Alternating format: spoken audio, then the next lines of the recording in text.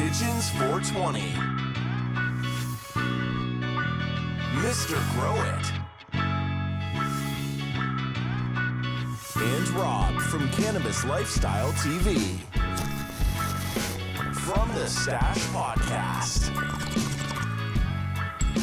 AC Infinity is also sponsoring this episode. Use discount code THESTASH15 for a discount on any of their products. AC Infinity is well known to have some of the highest quality gardening equipment on the market today. They have everything from grow lights, grow tents, inline fans, oscillating fans, smart controllers, and so much more. Visit their website at acinfinity.com and don't forget to use discount code THESTASH15 to save on any of their products. One thing of science I do want to talk about here actually is cannabis and anxiety. I was reading some studies. Your boy's pretty anxious, man. I feel like if you're a thinker, you may be an anxious person, like, I don't know what it is. Like, just tense. I get tense pretty easily. And really using cannabis could be beneficial or harmful towards that anxiety. So I think it's a good conversation to talk about even some of the benefits and the harmful sides, depending. Yeah, it's a great focus of conversation. I think, the most used reason I find people that don't use cannabis is because they say it heightens their anxiety and their paranoia. And there is science to that. There's a reason for that. And I think it's a great opportunity for us to touch on that and to enlighten a little bit, because you're not alone, Rob. You're not alone. I believe in today's day and age, everyone, I don't care who you are, everyone suffers from a little bit of anxiety, a little depression, a little bit of paranoia. It's stress, and it's stress that's self-induced from living in a society that is overworked. We're underappreciated. We don't take enough time to relax and really appreciate the life around us because we're worried about friendships, relationships, money, jobs. We're pushed so thin with 8-hour work days plus. And so we just naturally as a race are very high strung. And yeah, cannabis can work to either take care of that or kind of make it worse. So it's a great point of conversation. Yeah, Well- speaking personally, I know we have an article to kind of get into here, but just speaking personally, I've gone through it both ways you had mentioned, right? So I've consumed before, and it's heightened the anxiety, and then I've consumed before, and it has reduced my anxiety. So I felt it both ways. I have my inside thoughts upon why that may happen, but we'll get into the article and nitty gritty, and then we'll kind of talk about our thoughts after the fact or during. Yeah. And I think that's where something like this is really subjective. It's really based on the person because we all have different endocannabinoid systems. We all have different chemicals in our bodies, similar but different makeup, so to speak. But there's a study, it was in 2014, the Systemic Review, Efficacy and Safety of Medical Marijuana in Selected Neurologic Disorders. It was by the Development Subcommittee of American Academy in Neurology. We'll link these to the video once we put it over on YouTube too. And we'll It put the link in actually, the chat right now. Yeah, here's this one right here. Let me drop it like it's hot. Drop it like it's hot over here on Twitch. So main thing is what people are seeing is, of course, subjective. It's based on the different person, but higher THC tends to increase anxiety and lower THC tends to actually have the opposite effect, as where CBD can be a total counteractive. And this is good, but again, it depends on the person because myself, I noticed that in the 25 to 30% THC, it seemingly does increase my anxiety just to the point where I'm stoned, but I'm a little bit more tense and maybe a little bit paranoid, and not necessarily to the point that I should be relaxed like you would from cannabis. So the conclusion of this, that spasticity oral cannabis extract is effective, and nabiximols and THC are probably effective for reducing patient-centered measures. It's possible both OCE and THC are effective for reducing both patient-centered and objective measures at 1 year, central pain and painful spasms. OCE is effective, THC and nabiximols, can't even read that one, are probably effective, urinary dysfunctions. So basically, going through this to simplify it, the benefits do show that using cannabis are there to help in the mind and in the body, but at the same time, pushing it to a certain point where you don't have that full entourage effect. If you're getting the psychoactive property of THC and not the CBD, you can have more of a negative mental effect. So I think that's where it pushes the side of where is too much. Is it the amount of THC or the frequent use of the THC, because I consume a lot, but I think what I'm consuming is at a lower level of THC versus somebody who's always doing dabs, for example, or THC extract. We talked about with Todd McCormick. It looked like a crack rock, man, that straight 99% pure THC. That would be something that for me, I feel like would be a trigger immediately. That's anxiety. I wouldn't want that. As where flower that's lower in the 20s THC and higher in the CBD, maybe not even higher in CBD, but higher in the terpenes. Specific terpenes for me would be like a myrcene. I wouldn't have the anxiety that I would get from that high THC. Now, have you guys experienced like super high levels of THC in flower? Yep. Yeah, go ahead, Chris. Yeah, I was gonna let you go actually, but yeah, and kind of what made me think about. I don't want to shift topics too much, but we talk about the percentage of amber versus, like, looking at the trichomes, amber versus cloudy versus clear, right? It's often said that if you're harvesting when most of the trichomes are clear, you're going to feel that anxiety. But at the same time, those trichomes aren't fully potent with the highest amount of THC. So there's some discrepancy there. So I just want to kind of throw that into the ring as we continue on here, because that's something I don't fully understand, I guess, compared to what the study is saying. You know what I mean? I think over the Yeah. last Yeah. I think over like the last, say, 20 years in particular, the primary focus on cannabis has been to increase the amount of THC and tenfold. There has been no desire up until about the last 5 years, and if I'm wrong, go ahead. I'll stand corrected. But to enhance any other cannabinoid other than THC.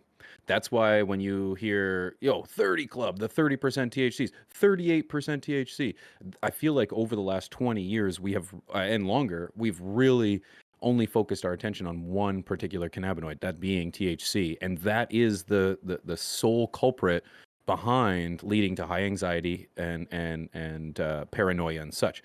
So it's like, you would think, though, like, we need to have this turning point where it's like our flower should have a healthier level of CBD in it and THC, so that there's like a little bit of a counteraction that's happening within the plant. But I do believe that if we spend a little more attention, I'm losing what I was saying here. If we On spend other a little more attention cannabinoids. to heighten those other cannabinoids, we would see gradually a far less level of anxiety. But we're not doing that right now. And that's why you've got these concentrates that are 99% THC and plus 99.9. Where's the 99% CBD or the CBN or these other cannabinoids that do prove to have a less of an impact on our mental state than THC?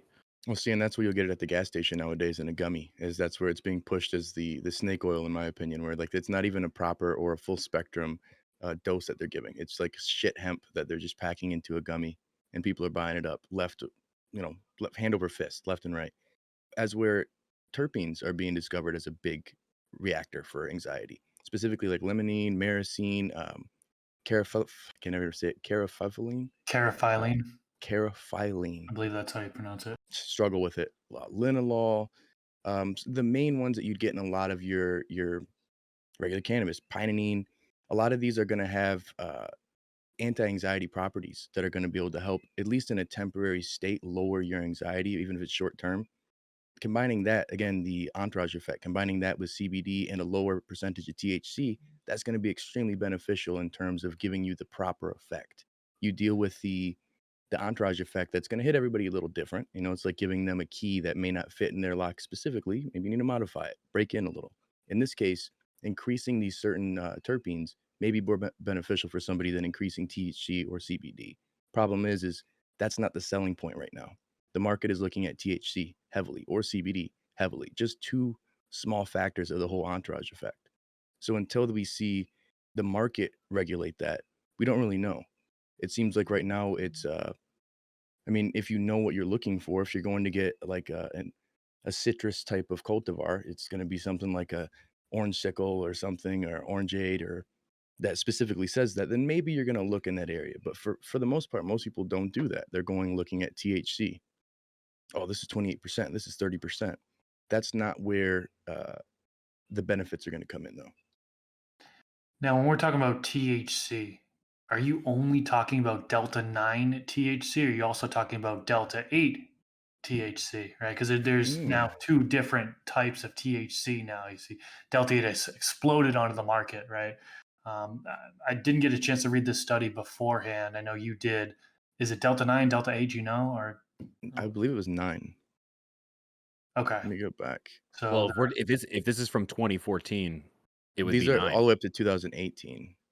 I'm just thinking like we didn't have the ability to extract or Yeah, to Delta 9. isolate Delta 8 like we okay, do today. Delta 9. So we're not talking about Delta 8 here. Okay. No, no. And see, that's where, yeah, you look at the flavonoids, you look at the terpenes, terpenoids, you look at anything that's going to be outside of the realm of a sales side of things. I don't think that's where the market is evolved to that yet. Home growers, yeah, home growers are going to be in a different mentality because they're growing for themselves or for a patient.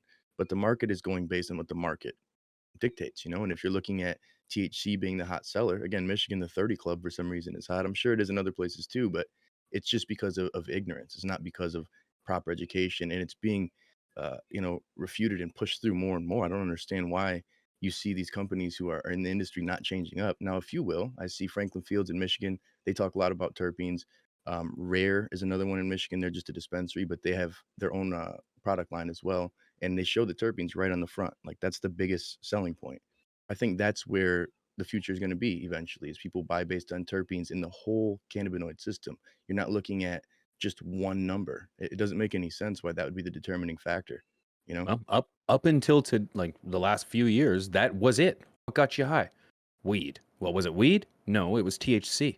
You know what I mean? And then that's people just ran with it. So it's for the last 20 some years. That's all we've been isolating. That's all we've been trying to breed for is high THC, high THC, high THC. So it only made sense that after a certain amount of time, when we get to such a level of THC, that now we're starting to see adverse effects. Well, now we need to dial it backwards a little bit. Okay, we've reached the top THC now, or per se, not the top, but we've reached enough where it's like the masses can't respond in a positive way to such high levels of THC all the time. Now we need to start isolating other things like the CBD, CBN, the terpenes, and try to heighten them to see if we can get that full entourage effect. Up until today, we just haven't had that. If you were trying to sell CBD in 1997, no one even looked at you. What the hell was CBD? Nobody even knew what it was, let alone try to buy it. So it's like now you can get CBD pillowcases, now you can get CBD bed sheets, CBD fucking curtains. Like it's just like everything is CBD. And it's going to go to a point where it's like we ran with THC, we're going to run with CBD, and it's going to come to a point where we're going to kind of meet each other in the middle, but then all of a sudden terpenes are now going to become the conversation.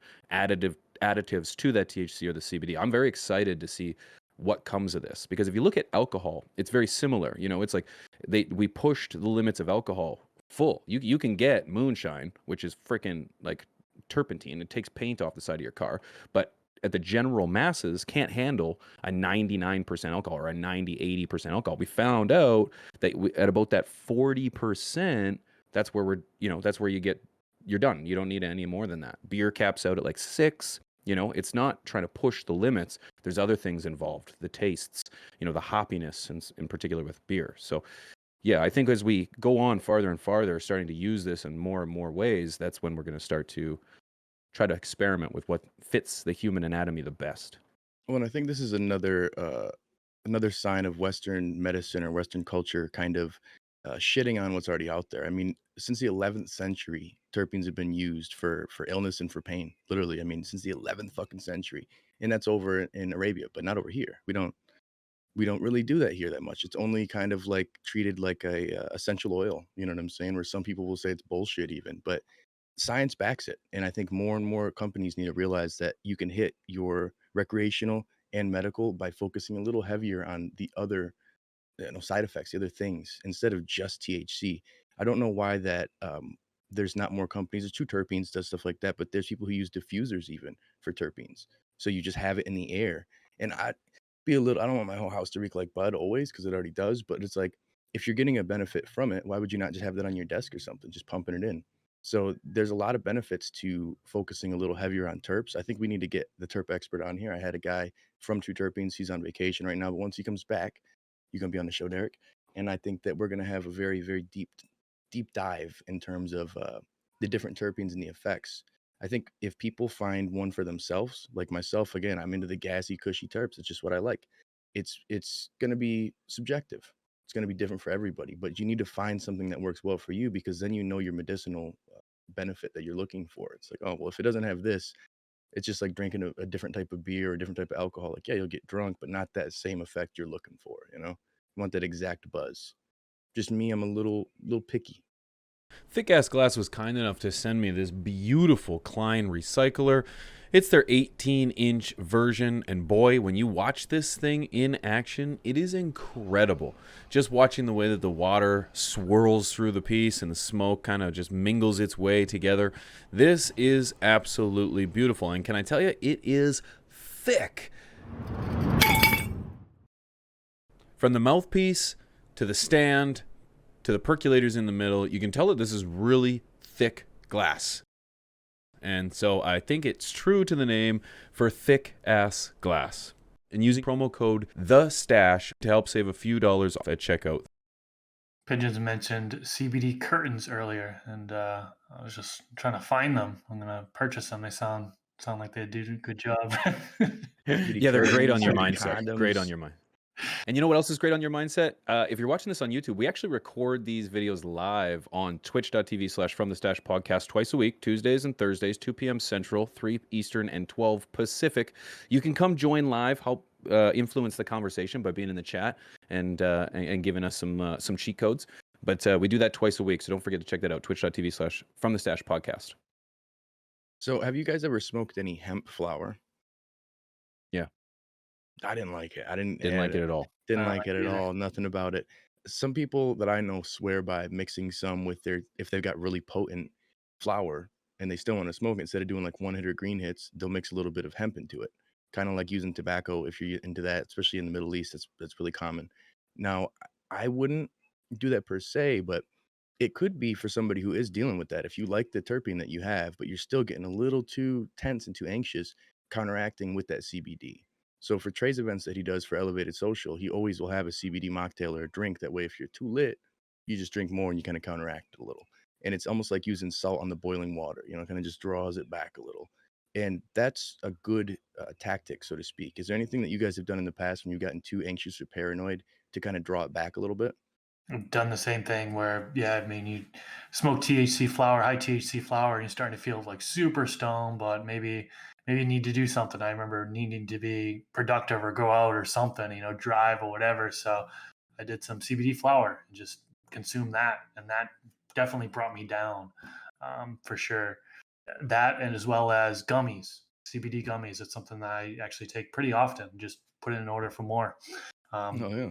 That helps as well. So, I mean, if I'm super high or whatever and I want to bring it down, a very rare occasion. I mean, I remember the last time I had to bring down my high like that, but it works. At least it works for me. Yeah, Yeah, good what about you, Ben? 1-to-1. Yeah, good 1-to-1 is really effective as well. I've actually grown a CBD strain.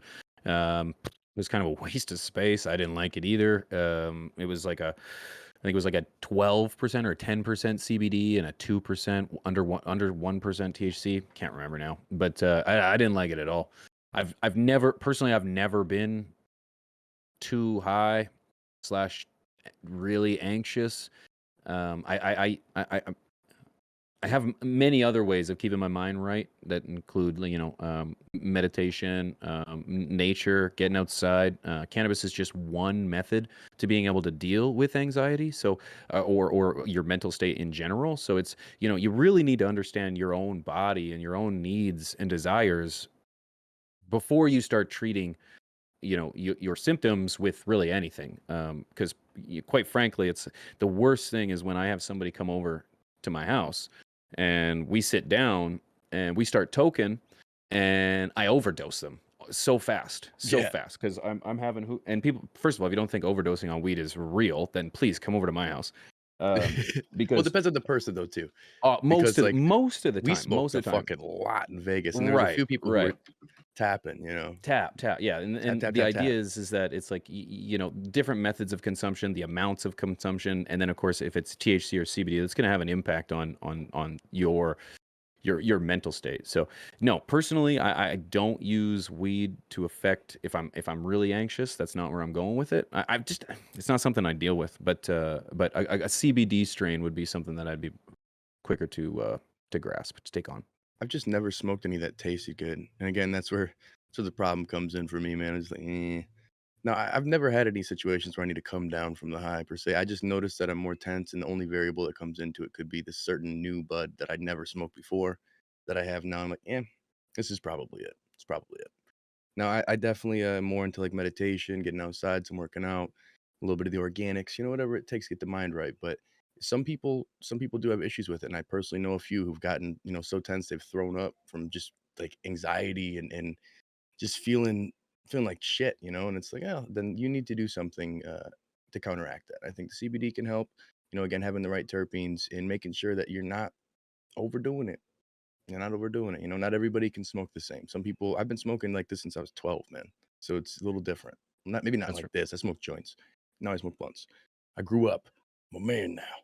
Right, and But and, and you're it's what it is. and you're right when you say like it really it's really cultivar specific. It's weed specific. It's like one thing that's going to get you really crazy high and anxious might work for me in terms of bringing my anxiety down or my stress Yeah. levels down. I do prefer a very high THC when it comes to trying to kind of combat or kind of dose. No, kind of to um, counteract the effects of anxiety. I prefer high THCs. So, it's going to be different for everyone. And Buddy Love kind of mentioned this in the chat. When people think of overdosing, they think of people dying.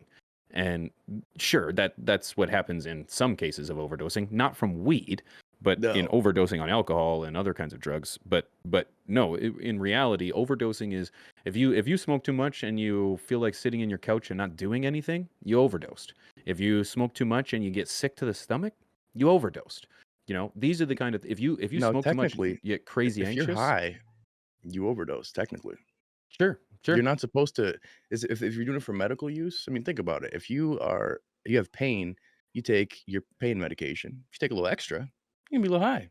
Or Mhm. if you take just the right amount, your pain's gonna be taken care of. So that technically overdosing is getting stoned. We're going recreational at that point. So we overdose all the time. Right. But at the same time, when is overdosing the overdose? When is the point where you've just done too much? And it's not gonna be for most of us hardened smokers. We've been consuming for a long time. But for your homeboy that you brought into it who's never seen this crazy garden that you got, and they're like, holy shit, what's that? Let's smoke some of this crazy bud you got here, bro. And you grab your biggest bong and you say, "Hey, buddy, let's sit down on the couch." He's like, I ask him, "Hey, what do you want to smoke out of?" He'll be like, "I'll smoke out of that." And Like, are you this and this sure? and this. It's like, Because I've got this. You can smoke out of one of these if you want. Maybe roll you a little joint. No, no, no, no, no. They all just try to keep up, right? So it can be problematic. yeah. And the buddy who won't pass up the blunt when it's either the circle, like, bro, you are fucking lit. You You've almost had fell way asleep. too much. My boy Yeah. Lee, he's fallen asleep so many times in the circle. Like, it's insane, bro. He's in his chair just like up like this. I'm like, Lee. Like he knows he's ready. Raging. He just reaches. He'll hit it and literally pass it and pass out. I'm like, all right, bro. All right, bro. Do you think? Each their But own. he's Yeah. not gonna tap. He will not tap, but he'll sleep right through that motherfucking sesh. Yeah. Crazy. And I think it's important too, like if you are somebody that suffers from anxiety, depression, paranoia, or really any kind of mental illness when you consume cannabis, and let's refer to it as a mental illness for just lack of conversation, then it's not that weed does that to you. It's that weed did that to you. There's so many people, like I said at the top of the show, that it's like have told me, it's like, nah, I don't smoke weed. I get anxiety. I'm like, what do you mean? You smoked the See, wrong shit, you playboy. smoked the wrong shit. You smoked the wrong stuff. You can't just lump weed into one little category and be like, yeah, I tried it one time, man, and man, I just got so anxious. And chances are it was a bad supply. It wasn't even the weed itself, maybe a bad supply, maybe it was exposed to mold, maybe there was other shit in there that would explain this kind of effect. But I always have to say it's not weed that gave you No. anxiety. It was the excessive amount of THC, if we can point at that. So what you need to do is dial back. I do believe there is a strain for someone. There's a joint out there for you. So it's like if you're out there trying to figure out what it is, maybe you are a 1-to-1, and 1-to-1 being equal amounts of THC and equal amounts of CBD. Maybe that's what you're looking for. It's well known that CBD does counteract the effects of THC. So maybe having that equal split will help, or maybe something with a far less THC and a higher CBD. A CBD strain, like I was talking, like a Charlotte's Web, or yeah, I think Charlotte's Web is a CBD. I saw a White Widow CBD as well. It had like all the characteristics of White Widow, except it tasted really flat. It looked just like a White Widow plant. It was weird. Like I was like, "Oh, you got Widow?" Like, yeah, but it's a CBD Widow. I was like, But Mhm. yeah, somebody, all these like the ILGMs of the world who just make replicas of what's already out there. And so I'm sure you could find a CBD version of something you're looking Uh, for. And then again, even depending how you consume, you could have additional terpenes you add to it if you need to. There's a lot of things that you could do nowadays to get your medicinal properties or to lower your recreational properties if you need to. Again, this is more of an episode for those who need to. I say the three of us stoners definitely can consume. You throw Wink in the mix, the four of us, yeah. The majority of you guys listening and watching, yeah. mhm. And But and for your buddies or your partner who doesn't, this is for them. this is why, like, King Grit in the chat, King Grit 85, wonderful comment, by the way.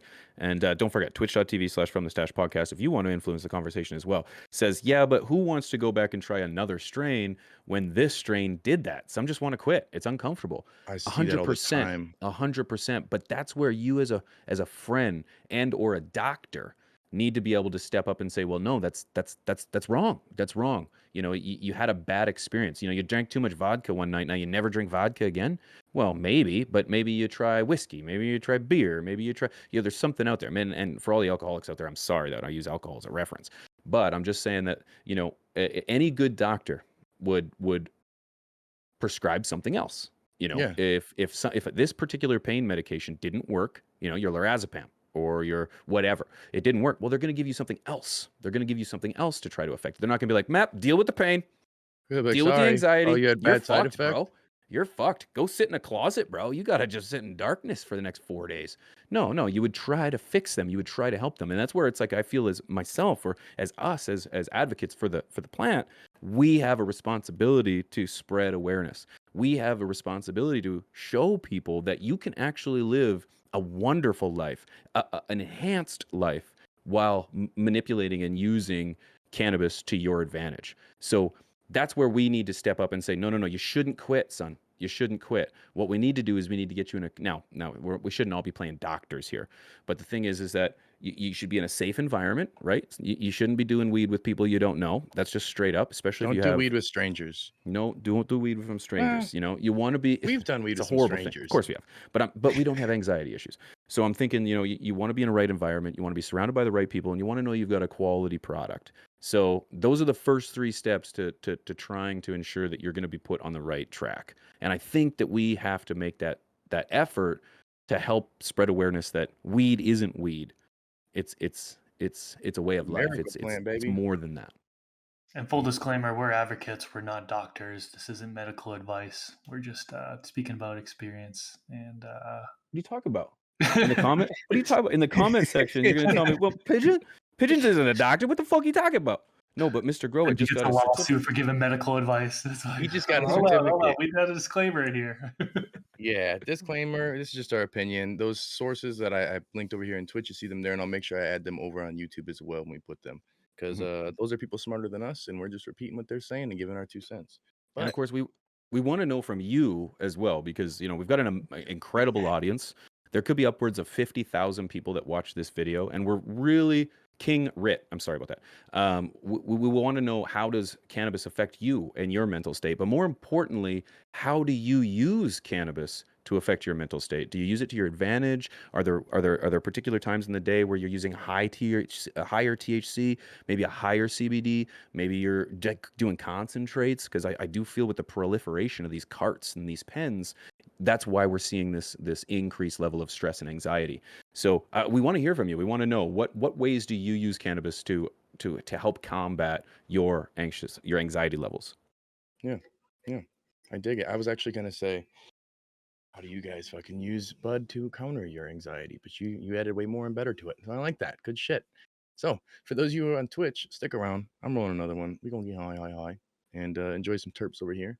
Those of you on YouTube, anywhere else listening, appreciate you. Make sure you hit that something button, whatever's near, and show love. Appreciate you. Until next time, it's your boy Rob from CLtv. I don't even want to say just from CLtv because I'm on so many fucking shows. It's your boy Rob. Period. Mr. Grow It, soon to be Dr. Grow It, Dr. P. Dr. See you P. next time. I'll catch you in the comments. Yep. Stick around. Woo.